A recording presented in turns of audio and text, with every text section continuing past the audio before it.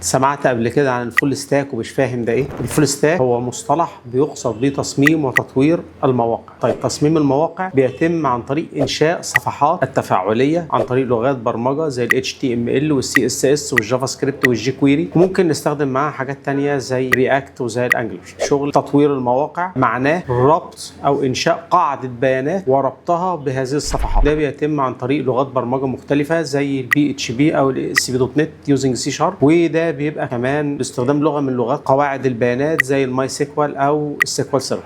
ايه هو طريق الفول ستاك ديفلوبر؟ هتبدا معانا الرحله خطوه بخطوه في ان احنا نبدا نتعلم مع بعض HTML، وممكن نتكلم مع بعض على HTML5 والCSS والCSS3. بنشتغل مع بعض الصفحات بتبقى ريسبونسيف عن طريق البوت ستراب، وممكن ان احنا نشتغل حاجات ثانيه زي الانجلر زي رياكت. اما لو انت عايز تتعلم باك اند، فالباك اند احنا بنشتغل يا اما سيكوال سيرفر يوزنج C#، يا اما بنستخدم مع بعض حاجه اسمها ماي سيكوال وبنستخدم معاها PHP. عشان تفهم معانا كل المصطلحات الغريبه ديت، اسالنا عن كورس الفول ستاك ديفلوبرز، ابعت لنا كومنت واحنا هنبعت لك كل التفاصيل.